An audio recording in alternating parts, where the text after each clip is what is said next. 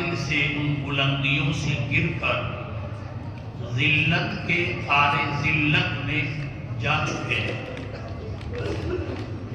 اگر اس انداز سے جلسے کو، باتوں کو سنا جائے گا اور سنایا جائے گا تو یہ جلسے، یہ سننا اور سنانا ہمارے لیے فائدے مند ہوگا۔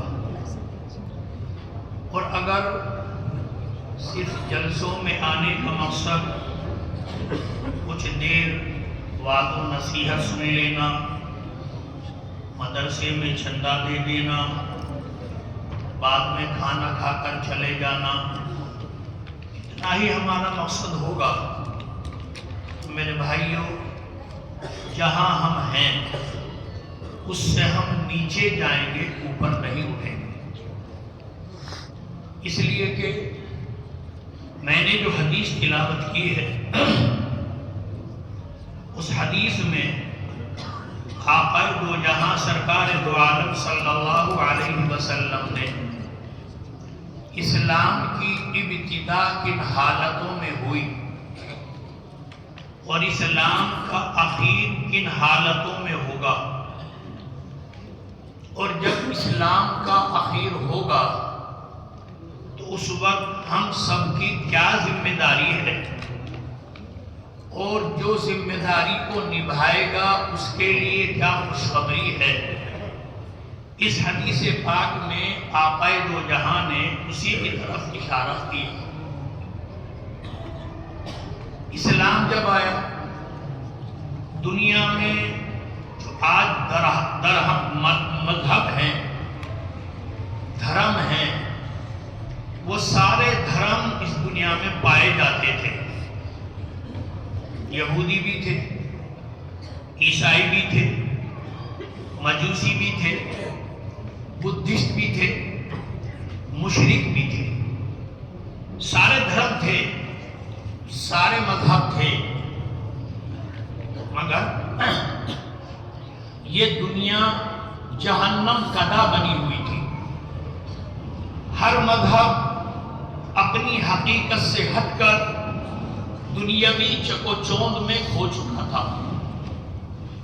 یہودی مذہب جو اللہ کا نازل کرتا ہے، حضرت موسیٰ علیہ السلام پر توریت نازل ہوئی، اللہ کی کتاب ہے، اس کی روشنی میں اس وقت کے لوگوں نے اللہ کو پانے کی کوشش کی، لیکن اس کے اندر بھی پوری طرح سماج کو سدھارنے کا، اس مذہب میں بھی سماج کی ہر نوع و پھلک کو صحیح کرنے کا ساری باتیں اس کے اندر بھی نہیں تھی، لیکن جتنی بھی تھی حضرت موسیٰ علیہ السلام کے جانے کے بعد اس مذہب کے عالموں نے، اس مذہب کے پیشواؤں نے اس مذہب میں تبدیلی شروع کی، توریت میں تبدیلی شروع کی، توریت کے احکامات کو بدل دیا، جس کی وجہ سے اس مذہب کی جو اصل صورت تھی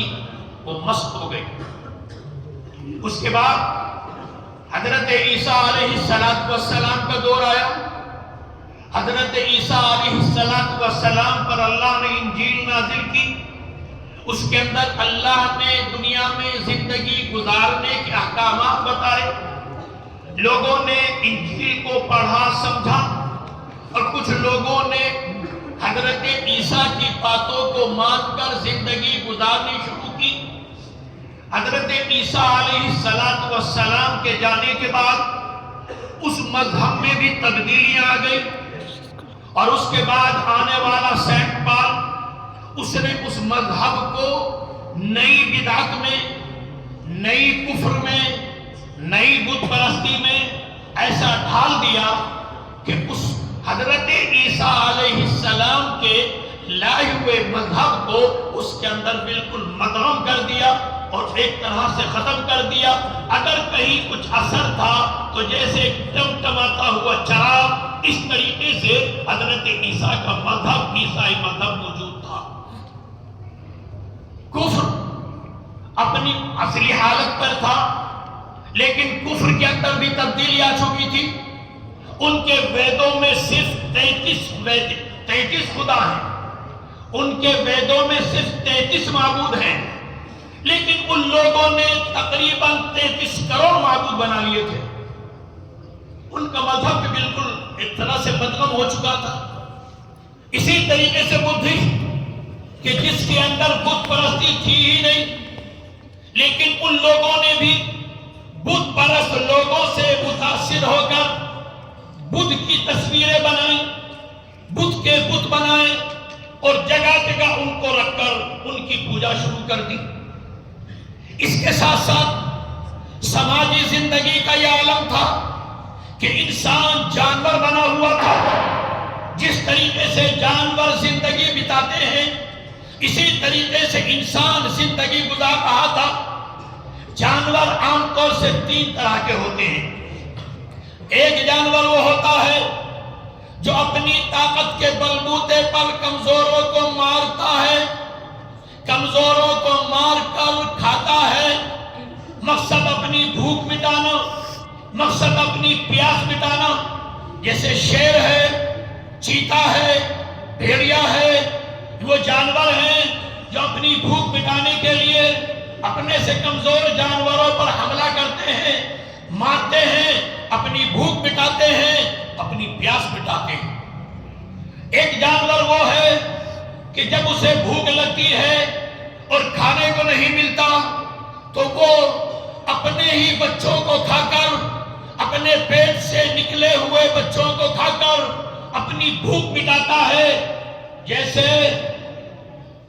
سورنی، PIG پگ کی فیمیل سورنی، DOG ڈوگ کی فیمیل کتیا، جب یہ بچے دیتے ہیں اور اسے چلا نہیں جاتا، جب یہ بچے دے دیتی ہیں اٹھا نہیں جاتا اور انہیں بھوک لگتی ہے تو اپنے ہی بچوں کو کھا کر اپنا پیٹ بھرتی ہے. تیسرا جانور وہ ہوتا ہے جسے اپنی بھوک سے مطلب نہیں، اپنی پیاس سے مطلب نہیں. میری بھوک مٹے نہ مٹے، میری پیاس مٹے نہ مٹے، لیکن دوسروں کو تڑپانے میں، دوسروں کو تکلیف دینے میں، دوسروں کو رلانے میں ان جانوروں کو بڑا مزہ آتا ہے. جیسے سانپ اور بچھو. جب سانپ کسی کے ڈستا ہے اس کے ڈسنے سے نہ سانپ کی بھوک مٹتی نہ سانپ کی پیاس بجھتی، لیکن جب وہ کسی کو ڈستا ہے، جس کو وہ ڈستا ہے وہ تڑپتا ہے، بلبلاتا ہے اور مر جاتا ہے. اس میں سانپ کو مزہ آتا ہے. اسی طریقے سے بچھو جب کسی کے ڈنک مارتا ہے، اس کے ڈنک مارنے سے بچھو کی بھوک نہیں مٹتی، بچھو کی پیاس نہیں مٹتی، لیکن جب وہ کسی کے ڈنک مارتا ہے، جس کے ڈنک لگتا ہے وہ چلاتا ہے، بلبلاتا ہے، پریشان ہوتا ہے اور بچھو کو بڑا مزہ آتا ہے. اسی طریقے سے نبی کریم صلی اللہ علیہ وسلم کی تشریف آوری سے پہلے دھرم سب تھے. عیسائی مذہب، یہودی مذہب، مشرک مذہب، بدھسٹ، سارے تھے، مجوسی سب تھے. لیکن انسان پوری دنیا کا جب جائزہ لیتے ہیں، نبی سے پہلے کا پوری دنیا کا جائزہ لیتے ہیں تو ہر جگہ یہ 3 قسم کے انسان، جانور بشکل انسان نظر آتے ہیں. طاقت کے بلبوتے پر کمزوروں کو مارنا، طاقت کے بلبوتے پر کمزوروں کو ستانا، طاقت کے بلبوتے پر دوسروں کے گھر چھیننا، یہ ان کا شیوا تھا. دوسرے وہ تھے کہ جو اپنے پیٹ سے پیدا ہونے والی بچی کو اپنے ہاتھوں سے مارا کرتے تھے، اور ایسے تھے کہ بچی اگر بڑی بھی ہو گئی اور تب انہیں معلوم ہوا کہ یہ میری بیٹی ہے، انہیں ترس نہیں آتا تھا، کسی بھی بہانے سے لے جا کر اپنے پیٹ سے پیدا ہونے والی بچی کو زندہ درگور کر دیا کرتی تھی. ایک جانور وہ تھی. اور روم امپائر کی تاریخ اٹھائیں، روم کی تاریخ اٹھاؤ جو اپنے آپ کو بڑا متمدن کہلاتا تھا. روم امپائر کی جب تاریخ اٹھاتے ہیں تو وہاں کی تاریخ میں پتہ چلتا ہے کہ جب وہاں کے شہزادے شہزادیاں راجا رانیاں، ان کو خوشی منانی ہوتی، عیش کرنا ہوتا، وہ کہتے ہمارا تفریح کا انتظام کیا جائے، اسٹیج لگایا جاتا، شراب کے جام رکھے جاتے، شراب کے مٹکے رکھے جاتے، شہزادے شہزادیاں، راجا رانیاں وہ سب آتے، اسٹیج پر بیٹھتے، شراب کا دور چلتا، شراب کے جام ٹکراتے، اور شراب پیتے پیتے جب ان کے دماغوں میں نشہ چڑھ جاتا اور وہ مدہوش ہو جاتے، ایک اعلان کرتا ہماری تفریح کا سامان لایا جائے۔ چنانچہ لوگ چلتے اور دو زندہ انسانوں کو پکڑ کر لاتے، اسٹیج کے سامنے کھڑا کرتے، انہیں رسی سے آپس میں باندھتے اور پھر ان دونوں زندہ انسانوں میں آگ لگاتے۔ وہ دونوں زندہ انسان تڑپتے تھے، بلبلاتے تھے، چلاتے تھے، اور ان شہزادے شہزادیاں راجا رانیوں کو بڑا لطف آتا تھا اور بڑا مزہ آتا تھا، سانپ اور بچھو بنے ہوئے تھے۔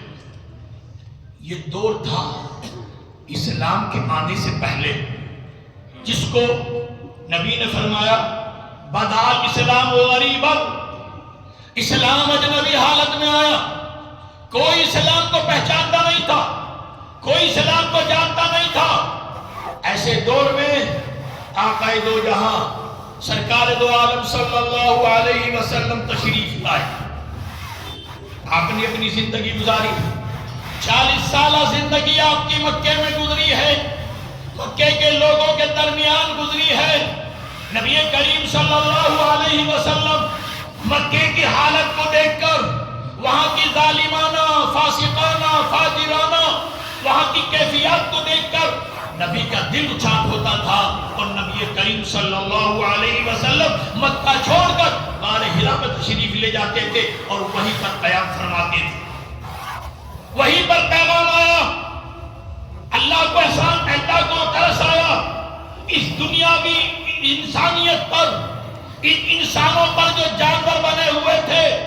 انسانیت بلبلا رہی تھی، انسانیت چلا رہی تھی، اللہ کے سامنے گڑگڑا رہی تھی، اے اللہ کوئی تو بھیج دے، ایسا نجات دہندہ جو انسانوں کو انسان بنا سکے۔ انسانیت کی پکار کو اللہ نے سنا، آقا دو جہاں کو بھیجا، اور پھر 40 سال کے جب آپ ہو گئے، غار حرا میں پیغام آیا، میسیج آیا، سماج کو سدھارنے کا، سماج کو اچھی طرف لانے کا سب سے پہلا پیغام جو آیا، اقرأ باسم ربک الذی خلق۔ حضرت جبریل آئے، اللہ نے بھیجا، حضرت جبریل نے کہا پڑھیے، آپ نے کہا میں پڑھا ہوا نہیں ہوں، سینے سے لگایا چھوڑ دیا، پھر کہا پھر آپ نے کہا پڑھا ہوا نہیں ہوں، پھر سینے سے لگایا، 3 مرتبہ لگایا چھوڑا، اور اس کے بعد کہا حضرت جبرائیل نے پڑھیے، اقرأ بسم اللہ الرحمن الرحیم، اقرأ باسم ربک الذی خلق، خلق الانسان من علق، اقرأ وربک الاکرم الذی علم بالقلم، علم الانسان ما لم یعلم۔ سماج کو سدھارنے کا سب سے پہلا میسیج آیا، اقرأ۔ اس کے بعد دوبارہ میسیج آیا، اب آگے بڑھایا اللہ کے نبی کو، وَأَنذِرْ عَشِيرَتَكَ الْأَقْرَبِينَ، اپنے قریبی خاندانی لوگوں تک یہ پیغام پہنچائیے، سمجھائیے، بتائیے۔ نبی نے اپنے گھر میں کام شروع کر دیا، اپنے گھر میں کام شروع کیا، اپنے خاندان میں کام شروع کیا، اپنے گھر میں۔ پھر تیسرا میسیج آیا، فَاسْتَعْ بِمَا تُؤْمَرُ وَأَعْرِضْ عَنِ الْمُشْرِكِينَ، اب تمہیں کہا جاتا ہے کہ تمہیں کام دیا جا رہا، کھلے عام کرو، کھلے عام کرو، سب کے سامنے کرو، اور کسی سے ڈرنا نہیں، کسی سے گھبرانا نہیں، جو تمہیں حکم دیا جاتا ہے ڈنکے کی چوٹ پر کرو۔ اب حضور صلی اللہ علیہ وسلم تشریف لائے صفا پہاڑ پر، آپ نے سب کو بلایا، یا بنی عدی، یا بنی تمیم، یا بنی فہد، سب کو بلایا۔ صفا پہاڑ کے نیچے سب آ کر کھڑے ہو گئے، صفا پہاڑ میں بہت اونچا تھا، سب لوگ نیچے کھڑے ہیں۔ حضور اکرم صلی اللہ علیہ وسلم نے پوچھا، اے لوگوں میرے بارے میں تمہارا کیا خیال ہے؟ سب نے ایک زبان ہو کر کہا، آپ سچے ہیں، امانت دار ہیں، آپ صادق ہیں، آپ سے اچھا، آپ سے سچا کوئی سنیں. تاکیدن پوچھا نبی نے, اگر میں کہوں اس پہاڑ کے پیچھے بہت بڑا دشمن ہے, تم پر حملہ کرنا چاہتا ہے, تو کیا مانو گے؟ ہاں یہ تو مانا, اس سے بھی بڑی بات مانیں گے اگر تو کہے. جب نبی نے کہا قولوا لا الہ الا اللہ تفلحوا, اے لوگو لا الہ الا اللہ کہہ لو کامیاب ہو جاؤ گے. یہ جملہ کیا تھا؟ بجلی بن کر گرا. وہ اس لا الہ الا اللہ کا مطلب سمجھتے تھے. ایک دم سے آپ کا سگا چچا ابو لہب کھڑا ہو گیا اور کہنے لگا تبا لک یا محمد لہذا جمعتنا, اے محمد تو نے کہا ہمیں اسی لیے جمع کیا, نعوذ باللہ تیرے لیے ہلاکت. جب سگا چاچا کھڑا ہو گیا مخالفت میں, اب اوروں کو ہمت ہو گئی, دوسروں کو بھی ہمت ہو گئی. پھر دوسرا کھڑا ہوا, اجعل الآلہۃ الہا واحدا ان ھذا لشیء عجاب, اے محمد تو نے 307 خداؤں کا ایک خدا کر دیا اور تو کہتا ہم کامیاب ہو جاؤں گے. ارے محمد ہم نے 307 خدا بنا رکھے ہیں, ہمیں کامیابی نہیں ملتی, انسانیت دم توڑ رہی ہے, اور تو کہہ رہا ہے ایک خدا کو مان لو کامیاب ہو جاؤں گے. یہ عجیب بات ہے, ہماری کھوپڑی میں بات نہیں آتی. جب دو کھڑے ہو گئے تو جب پنچایت ہوتی ہے, سب لوگ ذمہ دار لوگ بیٹھے ہیں اور پنچایت میں جاتے ہوں گے. جب پنچایت ہوتی ہے تو جب کوئی مخالفت بولنا شروع کر دیتا ہے, ایک دو مخالفتوں بولتے ہیں, تو ایک بگل چودھری ہوتا ہے. وہ بگل چودھری کیا کرتا ہے, آخر میں بولا چلو چلو بھاگو سب, بھاگو چلو جاؤ. وہ کہہ دیتا, سب چل دیتے ہیں. ایسے ہی یہ بگل چودھری کھڑا ہوا اور کہنے لگا انمشوا واصبروا علی آلہتکم ان ھذا لشیء یراد. ارے اٹھو چلو, کس کی بات سن رہے ہو, اٹھو چلو اور اپنے معبودوں پر صبر کرو. محمد کی بات تو یوں ہی ختم ہو جائے گی, جب ہم نہیں مانیں گے تو کون مانے گا. لیکن میرے بھائیوں, نبی تو انسانوں کو انسان بنانے آئے تھے. نبی کی بات چلنے والی تھی, نبی کی بات پوری دنیا میں پھیلنے والی تھی. نبی کریم صلی اللہ علیہ وسلم نے آج اعلان کیا, حضرت ابوبکر صدیق آئے. حضرت ابوبکر صدیق رضی اللہ تعالیٰ عنہ اس وقت کے بہت بڑے آدمی تھے, بڑے تاجر تھے, بڑے تاجر تھے, اور اپنے وقت کے چیف جسٹس تھے, جن کی عدالت حکیم میں لگا کرتی تھی. جو پڑھا لکھا ہوتا ہے اور ہمدرد ہوتا ہے, جب اس سے بات کہی جاتی ہے تو وہ دماغ میں گنتا ہے, سوچتا ہے دماغ میں. نبی نے جب اعلان کیا لا الہ الا اللہ, اے لوگو لا الہ الا اللہ کہہ لو کامیاب ہو جاؤ گے, ابو بکر نے دماغ میں منتھن کیا, سوچا, دل نے فیصلہ کیا ہاں بات سچ ہے جو محمد کہہ رہے ہیں. نبی کریم صلی اللہ علیہ وسلم کے پاس آئے, آ کر ہاتھ بڑھایا, کلمہ پڑھا, اور اس کے بعد پھر نکل گئے نبی کے بتائے ہوئے کام پر. اپنے دوستوں کو لائے, نبی کی خدمت میں لائے, اور اس طریقے سے یہ اسلام بڑھنے لگا, پھیلا. مکے میں چلا, مدینے میں پھیلا, ساری دنیا میں پھیلا. میرے بھائیوں, یہ تو ہے اسلام کی شروعات. اب اسلام بڑھا, اسلام آگے چلا. پھر اسلام نے دنیا کو کیا دیا, اسلام نے سماج کیسا بنایا. آج ہم سب کہتے ہیں ہم مسلمان ہیں, نبی کے چاہنے والے ہیں, نبی سے محبت کرنے والے ہیں.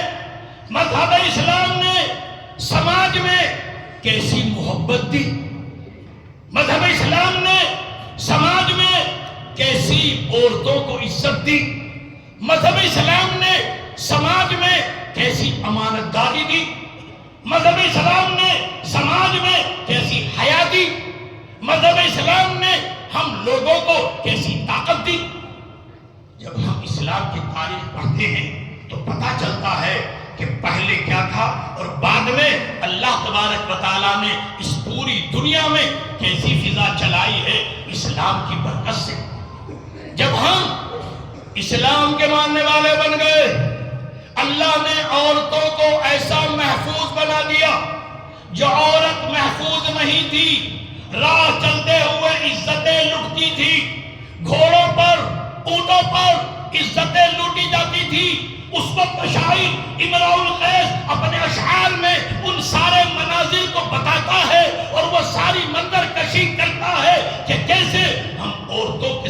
خدمات کیا کرتے تھے، عورتوں کی عزتوں کو لوٹا کرتے تھے. لیکن جب اسلام آیا ایسی عزت ملی ہے. 850 کلومیٹر سفر کر کے ہیرا شہر جو مکہ مکرمہ سے 850 کلومیٹر ہے، وہاں سے ایک عورت اکیلی تنہا خوبصورت زیوروں سے لدی ہوئی ہیرا شہر سے چلتی ہے. 850 کلومیٹر سفر کر کے مکہ مکرمہ آتی ہے، خانہ کعبے کا طواف کرتی ہے اور واپس 850 کلومیٹر چلی جاتی ہے. اس 1600-1700 کلومیٹر کے سفر میں ایک بھی شخص ایسا نہیں تھا جس نے اس عورت کو نظر اٹھا کر دیکھا. اتنی پاک دامنی آنکھوں کو، چونکہ اللہ کا حکم تھا قُلْ لِلْمُؤْمِنِينَ يَغُضُّوا مِنْ أَبْصَارِهِمْ وَيَحْفَظُوا فُرُوجَهُمْ وَقُلْ لِلْمُؤْمِنَاتِ يَغْضُضْنَ مِنْ أَبْصَارِهِنَّ وَيَحْفَظْنَ فُرُوجَهُنَّ.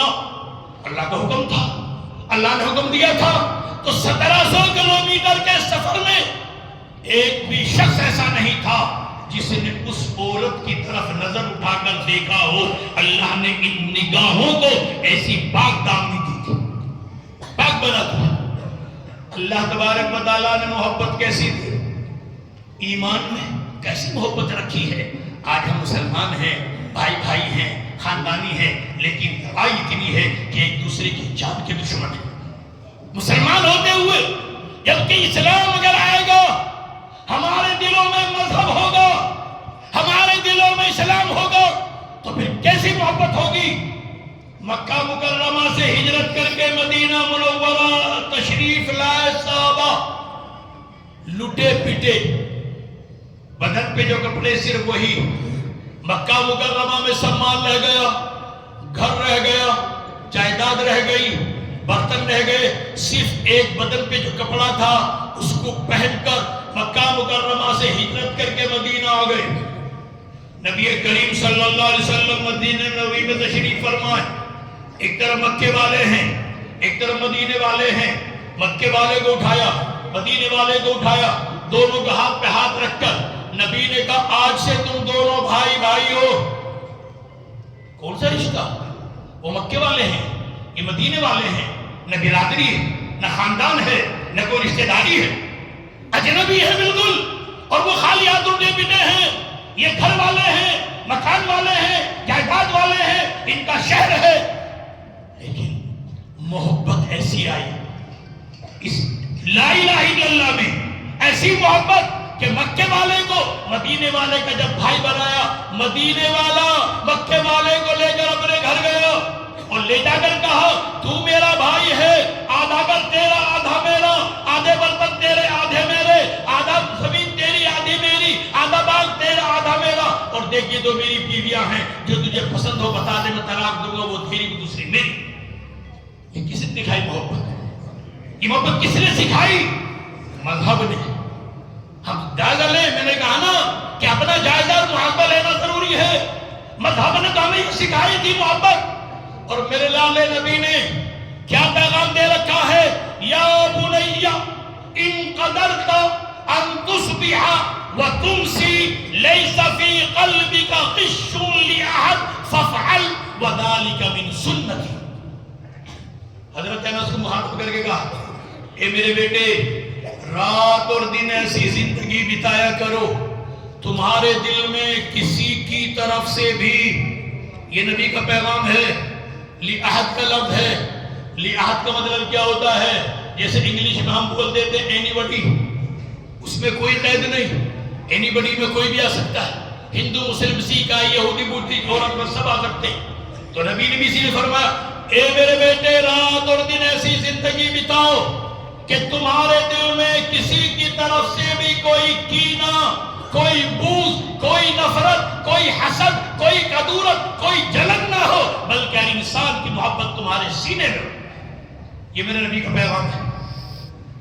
اور جب مذہب آیا اور مذہب ہماری زندگیوں میں اترا تو اللہ نے طاقت کتنی دی. آج ہم شکایت کر رہے ہیں. اب ایک بچہ تقریر کر رہا تھا، شکایتیں کر رہا تھا. ہم شکایت کرتے ہیں. پہلے اپنے دل کو ٹکا لو. اگر ایمان دل میں آئے گا اور اور سچ مچ ایمان دل میں آئے گا، کسرا کا تاج ہمارے قدموں میں آئے گا۔ جب حضرت عدی سے کہا تھا نبی نے کسرا کا تاج تمہارے قدموں میں آئے گا اگر تم ماننے والے بن گئے، تو حضرت عدی کے بھی کرنٹ لگاتا ایک طرح سے، اچھل گئے، یا رسول اللہ کسرا ہرمز کا بیٹا۔ اس لیے کہ پوری دنیا میں اس وقت پوری دنیا میں اگر کوئی طاقتور تھا تو وہ صرف کسرا تھا، اس کا مقابلہ کرنے کی ہمت کسی کی نہیں تھی، کوئی سوچ بھی نہیں سکتا تھا کہ کسرا کے مقابلے میں آ سکے۔ لیکن میرے نبی نے فرمایا تھا اے عدی اگر تم واقعتاً ماننے والے بن گئے، اندر بھی تمہارا ماننے والا، ظاہر بھی تمہارا ماننے والا، اندر سے باہر تک، اوپر سے نیچے تک تم سچ مچ میں ایمان والے بن گئے، تو کسرا کا تاج تمہارے قدموں میں آئے گا۔ حضرت عدی فرماتے ہیں کہ ہماری کسرا سے جب لڑائی چل رہی تھی، کسرا کی گردن کٹی تھی اور تاج میرے ہی قدموں میں آیا تھا اور میں نے اس پر لات ماری تھی۔ طاقت ایسی تھی۔ اب ہم سوچیں، اب نبی نے کیا فرمایا؟ تیسری بات، پہلی بات تو فرمایا بدا الاسلام غریبا، دوسری بات فرمائی وَسَيَعُودُ كَمَا بَدَأَ، اسلام لوٹے گا بھی اجنبی حالت میں۔ آج کے اپنے حالات کا جائزہ ایمانداری سے، چند چیزوں کو چھوڑ کر نماز، قرآن، حج، زکوٰۃ، روزہ، ان کو چھوڑ کر اور کون سا دین ہماری زندگی میں ہے؟ آج ہم اپنے آپ کو دیندار کہلاتے ہیں، لیکن سماجی زندگی کا دین، گھر کا دین، پڑوس کا دین، تنہائی کا دین کیا ہماری زندگیوں میں ہے؟ آج ہمارا نوجوان طبقہ کتنی عیاشی میں ہے، فحاشی میں ہے، نشے میں ہے۔ ہم سمجھتے ہیں اس کا کوئی اثر نہیں ہوگا۔ اثر کیوں نہیں ہوگا؟ یاد رکھ لینا، ان مدارس سے دین پھیلایا جاتا ہے، لیکن جب عوام دین کو ٹھکراتی ہے تو پھر نہ عوام باقی رہے گی نہ یہ مدرسے باقی رہے گی۔ اپنے قریب میں جاؤ، دور مت جاؤ، اپنے قریبوں میں بھی جاؤ، راجستھان میں بھی، ہریانہ میں چلے جاؤ، پانی پت اس وقت کے دور میں پانی پت تھا تو چھوٹا سا گاؤں، لیکن تھا بڑا متبرک۔ اس چھوٹے سے گاؤں میں 360 مسجدیں، 250 مدرسے تھے، ہر گھر میں حافظہ، قاریہ، حافظ، قاری، عالم تھے، اور لڑکیاں ایسی قاریہ ہوا کرتی تھی کہ جب امام نماز پڑھاتا تھا گھر میں آواز جاتی تھی تو اندر بیٹھی ہوئی خاتون کہتی تھی یہ امام کیسا ہے، اس نے قاف نہیں نکالا، اس نے مد متصل نہیں کیا، اس نے مد منفصل نہیں کیا۔ گھر میں بیٹھنے والی خاتون بتایا کرتی تھی، اندازہ لگاؤ۔ اور اسی شہر میں قلندر صاحب کا مزار، اسی شہر میں شاہ ولایت کا مزار، اسی شہر میں امام بدر الدین کا مزار، آگے چلو امبالہ جہاں سائے توکل کا مزار، جن کے مزار پر پرندہ گزر نہیں سکتا تھا، اتنی تجلی والے اور ایسے بزرگ لوگ تھے۔ لیکن جب وہاں کی عوام نے اللہ کی نافرمانی کی، اللہ کے حکموں کو توڑا، نبی کے حکموں کو توڑا، نبی کی باتوں کو ٹھکرایا، عیش پرستی میں آ گئے، جنس پرستی میں آ گئے، مسجدوں کو خالی کر دیا، مزاروں کو بھر دیا، دنیا میں لگ گئے، دین کو ٹھکرا دیا، تو پھر اللہ تبارک و تعالیٰ نے وہاں وہ عذاب کا کوہلو چلایا۔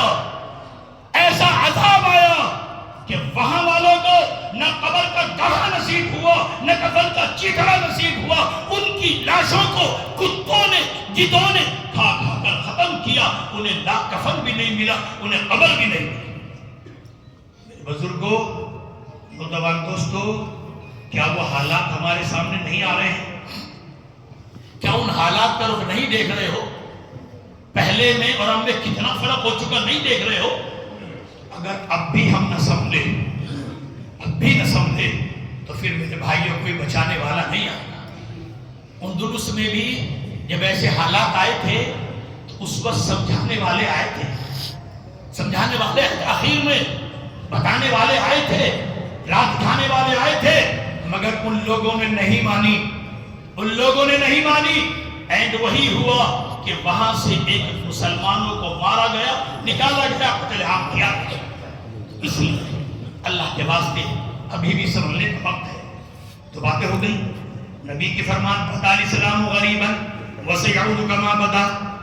آگے فرمایا فطوبى للغرباء، خوشخبری ہو غرباء کے لیے۔ صحابہ نے پوچھا یا رسول اللہ من الغرباء، غرباء کون ہیں؟ نبی نے فرمایا الذين يصلحون عند فساد الناس امتي، وفي روایت الذين يحيون ما امات الناس من سنتي۔ غرباء وہ ہیں جو ایسے دور میں اصلاح کا کام کریں، یا فساد آ رہا ہو، لوگ دین چھوڑ رہے ہوں، اس وقت وہ فساد وجہ ہے دین کا کام کریں، اصلاح کا کام کریں۔ اور دوسری روایت میں فرمایا کہ جب لوگ سنتیں چھوڑ رہے ہوں اس وقت وہ سنتوں کو زندہ رکھیں۔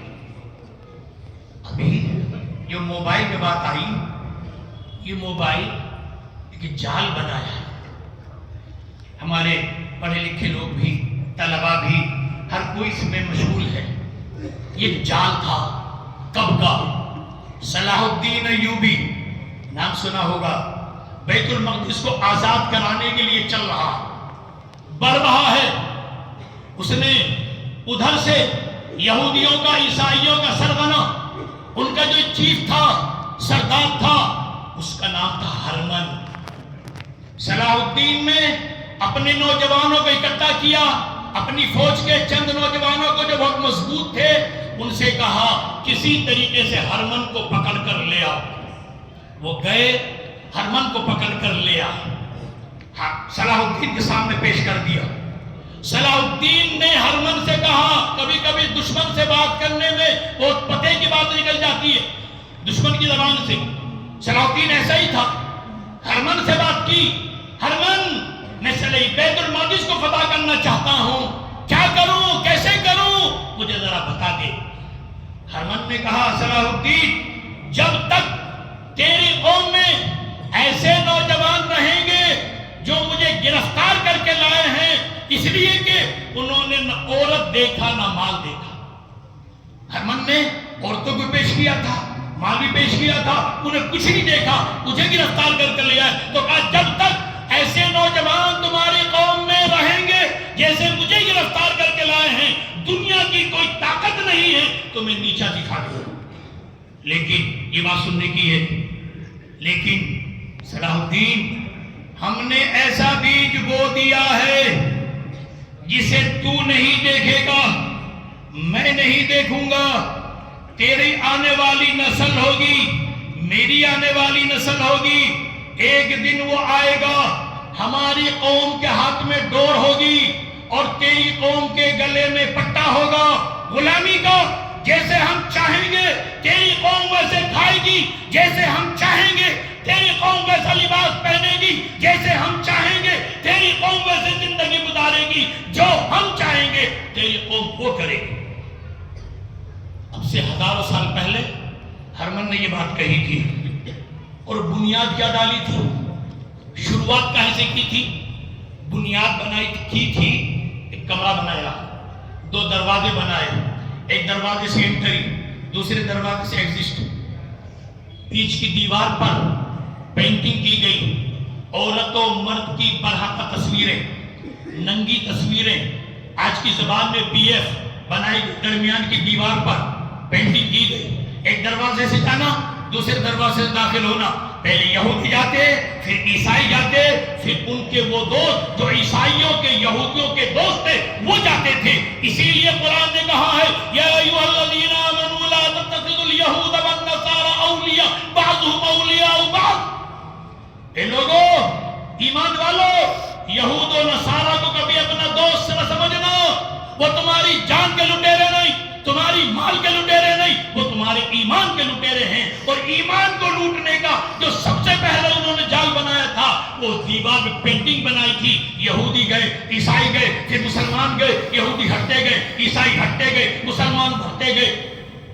جب دیکھا مسلمانوں کو یہ اچھی لگنے لگی ہے اور مسلمانوں کی بھیڑ لگنے لگی ہے، اب انہوں نے اس کو ترقی دے کر فلم ہالوں کے بڑے بڑے پردوں پہ لائے، فلم ہالوں کے بڑے بڑے پردے پہ لائے، اس کے بعد اسے ترقی دے کر VCR پر لائے، اس کے بعد ترقی دے کر آج ہماری موبائلوں میں ہماری جیب میں پڑے ہیں، جس کو مدرسے کا پڑھنے والا بچہ بھی، اسکول کا اسٹوڈنٹ بھی اور گھر کا نوجوان بھی، لڑکیاں سب استعمال کر رہی ہیں۔ ہاں ٹھیک ہے، اس میں کچھ صحیح باتیں ہیں، لیکن عام طور سے 90-95% اس کا استعمال غلط ہو رہا ہے۔ یہ ہم لوگ سمجھیں گے، جال کو جال سمجھیں گے تبھی تو بچیں گے۔ ہم اس کو جال ہی نہیں سمجھتے، ہم اس کو ایمان کی لٹیرے والی بات ہی نہیں سمجھتے۔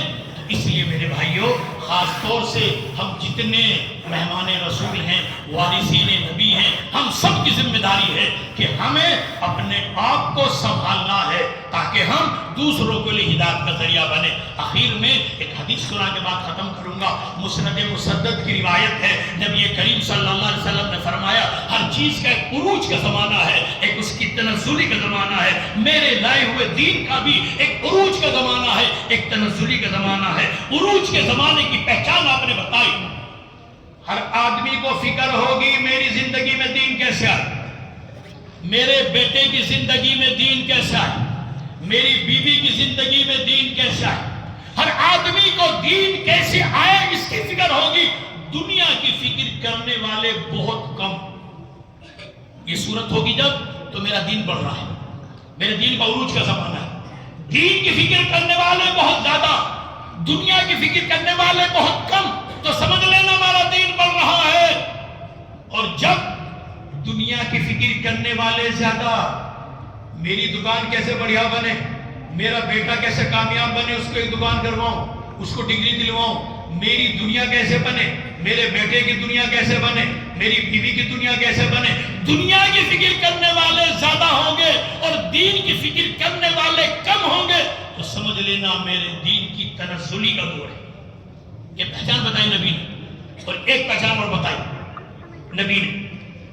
آخر جب دور آئے گا تو ایک جگہ کچھ نوجوان شراب پئیں گے، چوراہے پر، ایک چوراہے پر لوگ شراب پئیں گے، شراب پی کر نشے میں ہو جائیں گے۔ تبھی وہاں سے ایک عورت گزرے گی اور وہ عورت ان نشے والوں کو دیکھ کر اپنے کپڑے کو ہٹائے گی۔ نبی نے چادر اوڑھ رکھی تھی اور چادر کو یوں کر کے کہا کہ وہ اس طریقے سے اپنی چادر کو پلٹ دے گی، کپڑے کو ہٹائے گی۔ وہ نشے والے اسی چوراہے پر اس عورت سے بدکاری کریں گے۔ اتنے میں ایک شخص گزرے گا اور وہ کہے گا، اے بھائیو، یہ چوراہا ہے، یہاں شریف لوگ بھی گزرتے ہیں، نیک لوگ بھی گزرتے ہیں، تمہیں اگر یہ کام کرنا ہی ہے، میں کام کرنے سے منع نہیں کرتا، اتنا کر لو، اگر تمہیں یہ کام کرنا ہی ہے، اس آڑ کے پیچھے ہو جاؤ، اس دیوار کے پیچھے ہو جاؤ، اس درخت کے پیچھے ہو جاؤ، تھوڑی آڑ لے لو، اتنا کر لو۔ نبی نے فرمایا وہ اس وقت کا ابو بکر عمر ہوگا، وہ اس وقت کا ابو بکر عمر ہوگا۔ اور پھر فرمایا نبی نے، جو اس دور میں اصلاح کا کام کرے گا، جو اس دور میں دین کی محنت کا کام کرے گا، جو اس دور میں سنتوں کو زندہ کرنے کا کام کرے گا، وہ اکیلا کرے گا، ثواب 50 کا ملے گا، ثواب 50 کا ملے گا۔ صحابہ نے پوچھا یا رسول اللہ، ان میں کے 50 یا ہم میں کے 50؟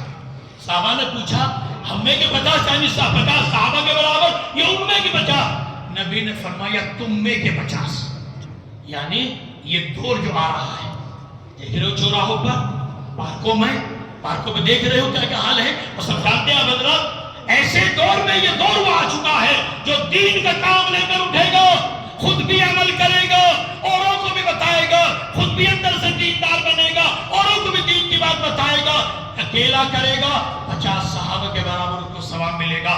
اس لیے میرے بھائیوں، عزیز بچوں، میرے طلبہ، وارثین نبی، آپ حضرات کی ذمہ داری ہے، میری ذمہ داری ہے، آپ کی ذمہ داری ہے، ہم سب کی ذمہ داری ہے کہ اس دور میں دین کو زندہ کریں، اپنی ذات سے دین کو زندہ کریں، ہم عمل کر کے دین کو زندہ کریں۔ کہہ کے تو بہت کر رہے ہیں، لیکن ہم عمل کریں گے تو انشاءاللہ ثم انشاءاللہ اللہ وہ ہتھیار ہمیں پھر دے گا۔ ایک ہتھیار ملتا ہے اللہ کی طرف سے، وہ ہتھیار ہمیں پھر ملے گا۔ جس ہتھیار کا نام ہے رعب، یہ رعب والا ہتھیار، اسی لیے نبی نے فرمایا نصرت بالرعب، میری مدد کی گئی ہے رعب کے ذریعے۔ یہ رعب والا ہتھیار انشاءاللہ ملے گا، اور مل رہا ہے ان لوگوں کو جن کی زندگی پکی ایمان والی ہے۔ کھالو ابھی بھی کچھ لوگ ہیں ان کو ابھی بھی یہ رعب ملا ہوا ہے، الحمدللہ نہ وہ کسی امریکہ سے، نہ وہ کسی اسرائیل سے، نہ وہ کسی سے مرعوب نہیں ہوتے ہیں، دم دھنانے چلتے ہیں، اپنے دین کو زندہ کرتے ہیں، اپنے شعار کو زندہ رکھتے ہیں، اپنے دین کو بول بالا رکھتے ہیں۔ اللہ نے ان کو وہ رعب دیا ہے، اگر ہم بھی کریں گے انشاءاللہ ہمیں بھی رعب ملے گا۔ اللہ تبارک و تعالی مجھے ہم سب کو عمل کی توفیق عطا فرمائے۔